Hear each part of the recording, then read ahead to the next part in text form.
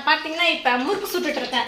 நம்ம தீபாவளிக்கு அரைச்ச மாவு கொஞ்சம் இருந்துச்சு, கொஞ்சம் இல்லை நிறையவே இருந்துச்சு, அதை சுட்டுட்டு இருக்கேன். இன்னைக்கு நம்மளோட லஞ்ச் என்னன்னா பச்சை தட்டப்பயிர் இருக்குங்களா, அந்த காய் இருக்கும்ல, அதை வந்து குழம்பு வச்சுங்க. நேற்று வந்து நான் பீக்கங்காய், நம்ம செடியில் காய்ச்ச பீக்கங்காய் கிரேவி செஞ்சேன், செம்மையாக இருந்தது. ஸோ சில சிஸ்டர் வந்து கேட்குறீங்க, அக்கா நீங்கள் செய்கிறத எங்களுக்கு கொஞ்சம் காட்டுங்க, நாங்களும் அதை பார்த்து செய்வோம் இல்லையா அப்படின்னு சொல்லிட்டு. ஸோ அதனால் அந்த பீக்கங்காய் கிரேவி வந்து ஏன்னா அது இது வரைக்கும் நான் காமிச்சதில்லை வீடியோவில், அதை வீடியோ எடுத்து வச்சுருக்கேங்க. ஸோ அதை நீங்கள் ஃபஸ்ட்டு பார்த்துட்டு வந்துருங்க. ஒரு சிஸ்டர் வந்து கமெண்டில் கோஸ்ட் எக்ஸ்பீரியன்ஸ் உங்களுக்கு இருக்கான்னு கேட்டிருந்தீங்க. அது இருக்கா இல்லையா, இருந்திருந்தா நான் அதோட எப்படி நான் ஃபீல் பண்ணேன், எப்படி எக்ஸ்பீரியன்ஸ் பண்ணேன், அதெல்லாம் உங்களுக்கு நான் அப்புறமா சொல்கிறேன். நீங்கள் ஃபஸ்ட்டு போய் கிரேவி பார்த்துட்டு வந்துருங்க, அதுக்குள்ளே நான் முறுக்கு சுட்டு முடிச்சிடுறேன். இந்த பீக்கங்காயில் நம்ம வீட்டில் காய்ச்ச பீக்கங்காங்க ஒரு 5 காய் இருந்தது. ஒரு 3 காயை மட்டும் நான் எடுத்து வந்து கட் பண்ணுறேன், 2 காய் இருக்கட்டும். இப்போ பார்த்தீங்கன்னா பீக்கங்காய் கட் பண்ணி வச்சுட்டேன். அந்த தோலை வந்து நான் சட்னிக்காக எடுத்து வச்சுருந்தேங்க, நைட்டு சட்னி பண்ணிக்கலான்னு. நேற்று நைட்டு சட்னி பண்ணால் ரொம்ப ரொம்ப சூப்பராக இருந்தது. நம்ம கொத்தமல்லி சட்னி பண்ணுவோம் இல்லையா, அதே மாதிரி தான் பீக்கங்காய் தோலை நம்ம போடுறோம். அப்புறம் வெங்காயம், தக்காளி, ஒரே ஒரு பச்சை மிளகா தான் போட்டிருக்கேன், ஜாஸ்தி போடலை. இப்போ பார்த்திங்கன்னா கடாயை வச்சுட்டு நம்ம சீரகம் போட்டு தாளிக்கணும். இதுக்கு 2 பிரியாணி இலை போடுறேன். அப்புறம் பச்சை மிளகா, வெங்காயம் நல்லா வதங்கினதுக்கப்புறம் பார்த்திங்கன்னா 1 ஸ்பூன் இஞ்சி பூண்டு பேஸ்ட்டு போட்டு அதையும் நல்லா வதக்கிட்டு, அப்புறமா தக்காளி சின்ன தக்காளியாக 2 தக்காளி நான் போட்டேங்க. ஸோ அதையும் நல்லா வதக்கியாச்சு. இதெல்லாம் வதங்கி இப்போ பார்த்திங்கன்னா எண்ணெய் பிரிஞ்சு வருது. இந்த ஸ்டேஜில் வந்து நாம் காய் போட்டு நல்லா வதக்கணும். அப்புறம் தனி மிளகாய் தூள், கொஞ்சமாக கரம் மசாலா, அப்புறம் மல்லித்தூள், மஞ்சப்பொடி, உப்பு இதெல்லாமே போட்டு நல்லா சுருள அந்த காய் வந்து அந்த இதில் வெந்துடணும். தண்ணிலாம் நம்ம எதுவுமே ஊற்ற தேவையில்லை, அதிலே தண்ணி விடும். அதிலே நல்லா வேகிற அளவு பண்ணிவிட்டு கடைசியில் பார்த்திங்கன்னா திக்காக ஒரு தேங்காயை நான் அரைச்சி வச்சுருக்கேன், பால் எடுத்து வச்சுருக்கேன்.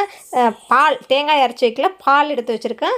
அந்த பாலை வந்து ஊற்றி நல்லா மிக்ஸ் பண்ணி நம்ம உப்பு டேஸ்ட்டு பார்த்துட்டு கொஞ்சம் நேரம் அந்த பால் கொதிக்கிற அளவுக்கு நம்ம விட்டோங்கன்னா போதும். சூப்பராக இருக்குதுங்க இந்த கிரேவி. நீங்கள் ட்ரை பண்ணி பாருங்கள். நல்லா கெட்டியாகிடுது, அதாவே வந்து கெட்டியாகிடுது. உங்களுக்கு நிறைய குழம்பு வேணும்னா நம்ம தேங்காய் பால் இன்னும் கொஞ்சம் ஜாஸ்தி வச்சுக்கணும். ஆனால் கெட்டியாக தான் பால் ஊற்றணும், தண்ணி மாதிரி ஊற்றினா நல்லா இருக்கிறதில்ல. ஸோ நீங்கள் ட்ரை பண்ணி பாருங்கள், சூப்பராக இருக்குது இந்த கிரேவி. தம்பியும் பாப்பாவும் சாப்பிட்டாங்க. பாப்பா சாப்பிட்டுட்டு ஸ்கூலுக்கு கிளம்பிட்டா. நான் வந்து நிலக்கடலை போட்டு செய்கிறது எப்படின்னு கூட உங்களுக்கு ஒரு வீடியோவில் காமிச்சிருப்பேன். இது வந்து தேங்காய் பால் ஊற்றி செய்கிறது சூப்பராக இருந்துச்சுங்க, நீங்களும் ட்ரை பண்ணுங்க. ஒரு 1/2 லிட்டர் எண்ணெய் இருந்தது. ஸோ அது சின்ன கடையில் தான் வச்சுருக்கோம், கொஞ்சம் லேட் ஆகும் இன்னைக்கு. ஏன்னா பெரிய 1 லிட்டர் எண்ணெய் இருந்துச்சுன்னா பெரிய கடாயில் வச்சு நல்லா நிறைய முறுக்கு நம்ம போட்டுடலாம். இதில் பார்த்தீங்கன்னா 3 முறுக்குக்கு மிச்சம் போட முடியல. ஓகே, இப்போ நான் கமெண்ட்டுக்கு வரேன். ஒரு சிஸ்டர் வந்து கோஸ்ட் எக்ஸ்பீரியன்ஸ் இருக்காக்கா, நீங்கள் எப்பயாச்சும் பேயை பார்த்துருக்கீங்களாக்கா அப்படின்னு சொல்லி கேட்டிருந்தாங்க. இது வந்து கேட்டு ரொம்ப நாள் ஆச்சு. நான் அது சரி சொல்கிறேன் அப்படின்னு சொல்லிட்டு சொல்லவே இல்லை. இப்போ சொல்கிறேங்க, என்னுடைய லைஃப் எக்ஸ்பீரியன்ஸில் இது வரைக்கும் நான் முழிச்சிருக்கும் போது என்னோட கண்ணால் நான் பேயை பார்த்ததே இல்லைங்க. அப்போ நீங்கள் முழிச்சிருக்கும் போதுனா தூங்கும்போது பார்த்துருக்கீங்களான்னா, தூங்கும்போது நான் நிறைய டைம் வந்து அனுபவப்பட்டிருக்கேன். பட் அது வந்து பேயின்லாம் சொல்ல முடியாது. நிறைய அதை ரிசர்ச் பண்ணி சொல்லியிருக்காங்க. அது நம்மளுடைய நினைவுகள் அப்படி இப்படின்னு சொல்லிட்டு சைக்காலஜி ரீதியாக சொல்லியிருக்காங்க. இது நிறைய பேர் எக்ஸ்பீரியன்ஸ் பண்ணியிருப்பீங்க. தூங்கும்போது ஏதோ ஒரு உருவம் வந்து நம்மளை அமுக்குற மாதிரியே இருக்கும். நாம் வந்து பக்கத்தில் இருக்கவங்களுக்கு கூப்பிடுவோம், ஆனால் அவங்களுக்கு கேட்கவே கேட்காது. கண்ணை முழிப்போம், ஆனால் திறக்க முடியாது. கையெல்லாம் அசைப்போம், அப்படியே அசையவே முடியாது. நம்ம அப்படி கூப்பிடுவோம், இங்கே இருக்கும், அது அப்படியே தொண்டை திறந்து வாயை திறக்கவே முடியாது. இது வந்து நான் நிறைய என்னுடைய லைஃப் டைமில் இது ஃபீல் பண்ணியிருக்கேன். விஷயம் வந்து நான் நைட்டு தூங்கும்போது மட்டும் இல்லை, பகலில் தூங்கும்போது கூட ஃபீல் பண்ணியிருக்கேன். நான் ஃபஸ்ட்டு ஒரு வீட்டில் நாங்கள் முத இருந்த வீட்டில் பார்த்தீங்கன்னா பகலில் தூங்கிட்டே இருப்பேன். அப்போ வந்து ஒரு லேடி அந்த கதவை வந்து நான் சாத்திட்டு தூங்கலை, சும்மா அந்த ஒரு கழிச்சுன்னுவாங்க, லைட்டாக சாத்திட்டு தூங்கியிருந்தேன். அப்போது மெதுவாக கதவு திறந்து உள்ளே வந்து நம்மளை அமுக்கிற மாதிரியே வந்து நான் ஒரு லேடி அந்த மாதிரி பண்ணுற மாதிரி ஃபீல் பண்ணேன். அது இது மட்டும் இல்லை, ஒரு எக்ஸாம்பிள் சொல்கிறேன். பகலில் இது. ஸோ நைட் டைமில் நிறைய டைம் எக்ஸ்பீரியன்ஸ் பண்ணியிருக்கேன். பட் நான் வந்து ரியலாக முழிச்சிருக்கும் போது எங்கேயுமே பார்த்ததில்லை. எனக்கு தெரிஞ்சு நெகட்டிவ் எனர்ஜி அப்படின்னு ஒன்று இருக்குது அப்படின்னா அது மனித நடமாட்டம் இருக்கிற இடத்துல இருக்காது, நம்மளாம் நடமாடுற இடத்துல இருக்காது. ஸோ அதனால தான் நம்ம பார்த்துருக்க மாட்டோம். ஒருவேளை எதுவுமே ஆள் நடமாட்டம் இல்லாத ஒரு இடத்துல வேணால் இருக்கலாம் சொல்கிறாங்க இல்லையா. இப்போ எப்போவுமே ஒரு பாசிட்டிவ்னு ஒன்று இருந்தால் நெகட்டிவும் இருக்கும் அப்படின்னு தான் சொல்கிறாங்க. பட் நான் இது வரைக்கும் பார்த்ததில்லை. கனவை பற்றி என்னுடைய அபிப்பிராயம் என்னென்னா, நான் ஃபஸ்ட்டில் நம்ப மாட்டேன் கனவை. பட் இப்போது இங்கே நான் என்னோடய ஹஸ்பண்ட் வீட்டில் இப்போ இருக்கேன். ஸோ எனக்கு வந்து இந்த டெட் பாடிஸ் அதெல்லாம் வந்து என்னோடய கனவில் வந்துச்சுன்னா வந்து ஒரு 2-3 டேஸில் பார்த்தீங்கன்னா என்னுடைய ரிலேஷன்லேயே வந்து ஏதாச்சும் ஒரு டெத் அந்த மாதிரி வருது. இப்போ நான் நிறைய உணர்ந்துட்டேன். அந்த மாதிரி எனக்கு டெட் பாடிஸ் கனவுல வந்துச்சுனாவே இப்போ நிறைய பேர் சொல்லுவாங்க அந்த மாதிரி வர்றதெல்லாம் நல்லது தான், இறந்தது மாதிரி அதாவது உயிரோடு இருக்கவங்க இறந்து போகிற மாதிரி வந்தால் பிரச்சனை இல்லை, அது வந்து நல்லதுன்னு தான் சொல்லுவாங்க, அவங்களுக்கு ஆயுசு கெட்டின்னுவாங்க.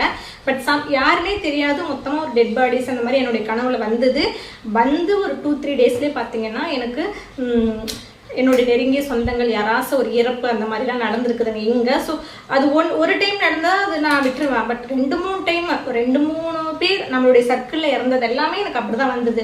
அதுக்கும் இதுக்கும் ஏதாவது சம்மந்தம் இருக்குமா அப்படின்னு நான் யோசிச்சுட்டே இருப்பேன். இப்போ கூட சமீபத்தில் ஒரு டெத்து எப்படின்னா, நான் அந்த மாதிரி ஒரு கெட்ட கனவு கண்டுட்டு உங்கள் அப்பா கிட்ட சொல்கிறேன், இந்த மாதிரி எனக்கு இந்த மாதிரி கெட்ட கனவு வந்துச்சுனாவே ஏதோ ஒரு டெத்து வரும், எனக்கு கன்ஃபார்ம் தெரியும், ஏன்னா இது மாதிரி தான் ஃபஸ்ட்டு எக்ஸ்பீரியன்ஸ் பண்ணியிருக்கேன் அப்படின்னு.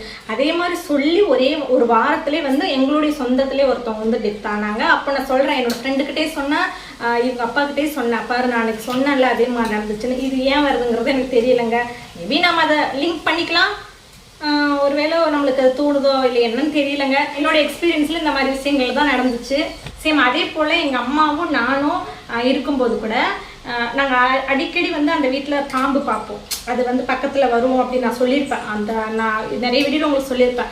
ஸோ எனக்கு கனவுலையும் அடிக்கடி பாம்பு வரும், பாம்பு துரத்துற மாதிரி, பாம்பு கொத்துற மாதிரி, பெரிய பாம்பு பார்க்குற மாதிரி, அப்படிலாம் அடிக்கடி கனவு வந்துகிட்டே இருக்கும்.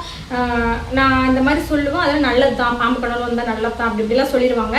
கடைசியில் பார்த்தீங்கன்னா எங்கள் அம்மா இறந்ததே பார்த்தீங்கன்னா பாம்பு கடிச்சு தான் இருந்தாங்க. ஸோ அப்புறமும் எங்கள் அம்மா இறந்ததுக்கப்புறமும் இங்கே வந்து எங்கள் ஹஸ்பண்ட் வீட்டில் கூட நிறைய டைம் எனக்கு கனவுல பாம்பு தான் வரும். நிறைய சொல்லுவாங்க, உங்கள் அம்மாவுக்கு பாம்பு கடிச்சதுனால நீ அதே நினச்சிட்டே இருக்கிற, ஸோ அதனால தான் உனக்கு வந்து கனவுல வரும் அப்படின்னு கூட சொல்லுவாங்க. ஆனால் பட் அதுக்கு முன்னாடி நான் அப்படி நினைக்கல இல்லையா. அதுக்கு என்ன சொன்னாங்கன்னா, நீ அடிக்கடி பார்க்கறதுனால அது கனவுல வரும் அப்படின்னாங்க. அப்புறம் இங்கே வந்து வேண்டிக்கிட்டோம் நாங்கள், அந்த மாதிரி நாகருக்கு வந்து வேண்டிக்கோங்கன்னு சொன்னாங்க. வேண்டிக்கிட்டு அதுக்கு பரிகாரம் பண்ணால் கூட எனக்கு வந்து அடிக்கடி வந்து வந்துட்டே தான் இருக்கும்.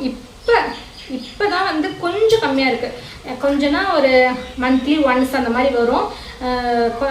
இப்போ வர்றது வந்து நிற்கிறாங்க, அடிக்கடி வருது, கடிக்கிற மாதிரி வரும், அப்புறம் நாங்கள் அடிக்கிற மாதிரி வரும், அந்த மாதிரிலாம் வருது. ஸோ இது வந்து நினைவுகள் தான் சொல்கிறாங்க, பட் தெரியல. இந்த விஷயம் வந்து எனக்கு நடந்துட்டு தான் இருக்குது. உங்களுக்கு பேய் நம்பிக்கை இருக்காக்கா அப்படின்னு நீங்கள் கேட்டிங்கன்னா, பாசிட்டிவ் அப்படின்னு ஒன்று பார்க்கும்போது நெகட்டிவ் அப்படிங்கிற ஒன்று இருக்கும். இப்போ நான் உங்களுக்கு ஒரு எக்ஸாம்பிளுக்கு ஒன்று சொல்கிறேங்க. இப்போது நம்மளுடைய முன்னோர்கள் இருக்காங்கன்னு வச்சுக்கலாம். இப்போ நம்மளுடைய தாத்தாவோ பாட்டியோ யாரோ இருக்காங்க, அவங்களுக்கு வந்து ஒரு ஆசை என்னன்னா, ஒரு நல்ல பெரிய வீடு கட்டணும் அப்படின்னு ஆசை இருந்திருக்குது.